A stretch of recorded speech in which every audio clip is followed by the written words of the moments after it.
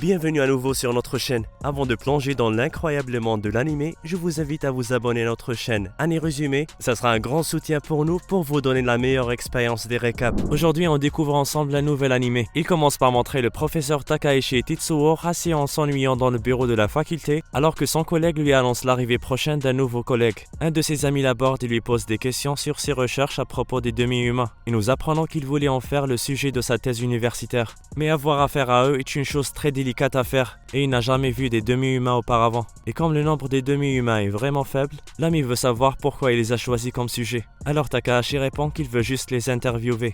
Soudain, leur nouveau collègue arrive, le nouveau professeur de maths qui se présente comme Satosaki. Après s'être excusé de son retard, et prétend être un demi-humain. Takahashi ne peut pas croire ce qu'elle a dit, il semble qu'il a finalement trouvé un demi-humain. Dans ce monde, les demi-humains sont des personnes qui possèdent des qualités spéciales, comme les vampires dans les contes de fées. Plus tard, notre professeur de biologie tente d'approcher Sato. Il est prêt à faire connaissance avec elle, mais elle panique et refuse tout contact avec lui. Lui rappelant qu'elle est une succube et qu'elle s'habille et agit de manière à éviter délibérément d'évoquer des pensées tordues. Elle lui demande donc poliment de la laisser tranquille. Il rencontre ensuite Hikari et lui demande de l'aider à emmener son ami malade à l'infirmerie. Takahashi reconnaît la fille. Ils se sont rencontrés la nuit précédente. Le professeur va donner un coup de main, mais il est choqué après avoir vu la fille malade. Elle n'était pas malade en fait, c'était un demi-humain dont la tête est séparée de son corps et a du feu qui sort de son cou à la place d'une tête. La jeune fille a déjà porté la tête jusqu'à l'infirmerie, mais le corps est trop lourd. Soudain, un groupe d'élèves passe en tenant un brocard à la main, portant une femme de neige malade.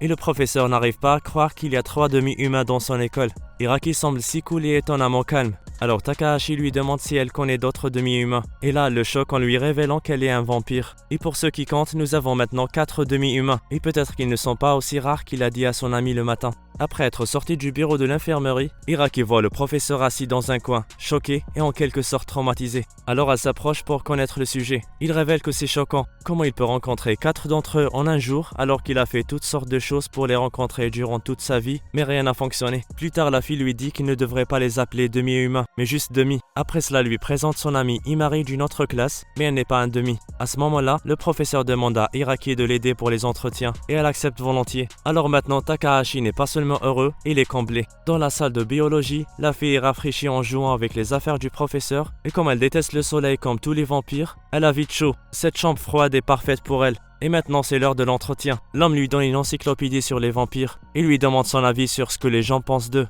Elle est d'accord avec certaines idées et elle nie les autres. Il lui demande surtout si les vampires ont besoin de boire du sang pour rester en vie ou non. Alors elle révèle qu'ils sont fournis en sang par le gouvernement, ce qui signifie qu'ils le désirent vraiment et qu'ils doivent surveiller leur alimentation pour être en bonne santé. Elle explique aussi que les vampires qui essayent de vivre sans sang sont similaires aux végétariens, mais parfois elle a vraiment envie de mordre la femme de neige dans le cou car son sang est si froid. Mais elle ne le fait pas. Après cela, la jeune fille est autorisée à partir. Et à l'extérieur, elle rencontre Machi. Le demi dont la tête est séparée de son corps. Et elle compatit avec elle car c'est difficile de marcher en tenant sa tête partout. Ensuite, elle la convainc d'aller rencontrer le professeur Takahashi et de l'aider à faire un entretien avec elle puisqu'il a aidé à transporter son corps à l'infirmerie. Et en effet, elle accepte. Le lendemain, le docteur reçoit la visite de Machi sans tête qui lui remet une lettre tandis qu'à l'extérieur de la pièce, Hikari tient la tête. La lettre contient les mots de remerciement de Machi et le fait qu'elle est prête à lui parler de son expérience. Le lendemain, Machi va à la rencontre du professeur. Elle se présente comme une demi-irlandaise dont la légende est ancrée dans les faits et dont la tête et le corps sont séparés. La jeune fille donne sa permission au professeur de toucher la flamme froide sur son cou.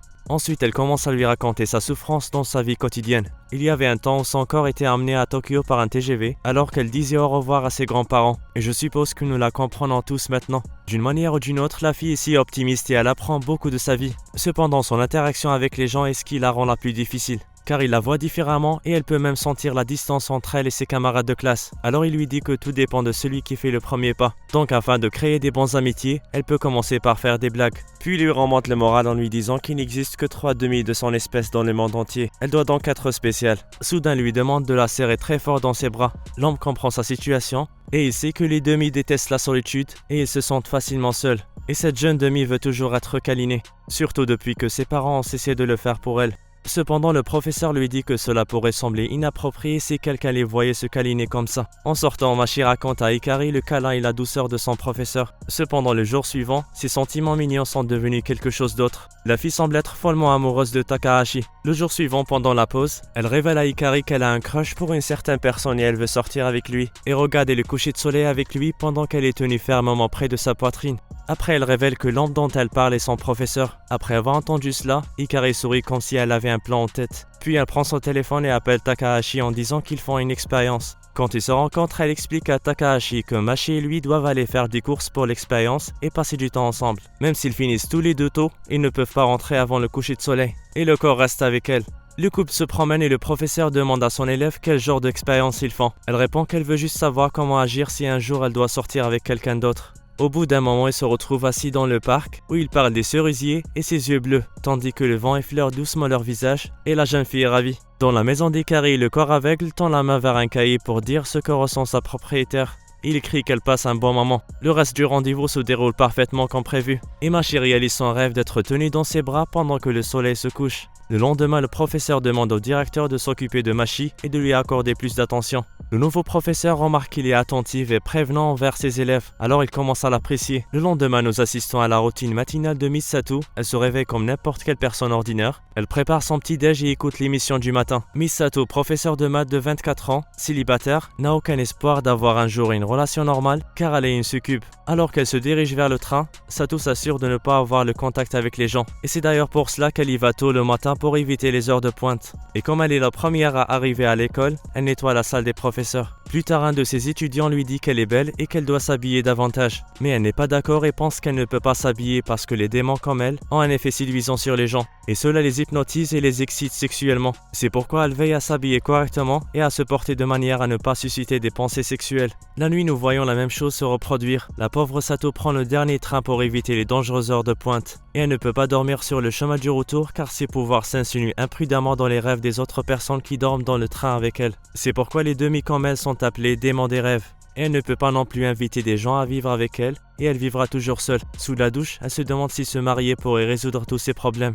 Mais comment une fille comme elle peut penser au mariage et d'autres choses? Le lendemain, le même scénario se répète, mais cette fois à l'école et alors qu'elle regrette d'avoir bu trop de bière, elle perd l'équilibre et le professeur Takahashi la rattrape. Et même après avoir touché sa main, il semble calme et non affecté par ses capacités. La laissant sous le choc, Misato sent enfin son cœur battre aussi vite. Oh, comme cette fille innocente. Car dès qu'il se trouve dans un coin, Takahashi fait de son mieux pour se calmer, mais il est soulagé d'avoir réussi à garder son calme, et maintenant il se rend compte à quel point les succubes peuvent être dangereux. Plus tard ce jour-là, Takahashi est en train d'écrire sur les 3 demi qu'il a rencontrés jusqu'à présent et de les comparer les uns aux autres dans un article parfait. Soudain, la petite Hikari apparaît juste devant ses genoux pour voir ce qu'il fait et elle est étonnée pour les efforts qu'il a mis dans sa recherche. Mais il y a un point sur lequel il veut en savoir plus. C'est la relation entre le fait de sucer le sang et le romance pour les vampires. La petite fille rougit à l'évocation de romance et le professeur se rend compte qu'elle est trop jeune pour parler de ces choses.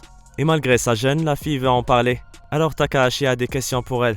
Ailleurs, nous voyons Sato qui a commencé à s'occuper de Machi et à l'aider à l'école. Tout cela dans le but d'en savoir plus sur le professeur Takahashi. Comme les deux sont occupés à ranger des livres et comme Misha ne peut pas aider, elle se contente de regarder le professeur de maths et admirer à quel point elle est une femme mature. Puis elle exprime son désir d'être plus mûre afin de pouvoir plaire à Takahashi.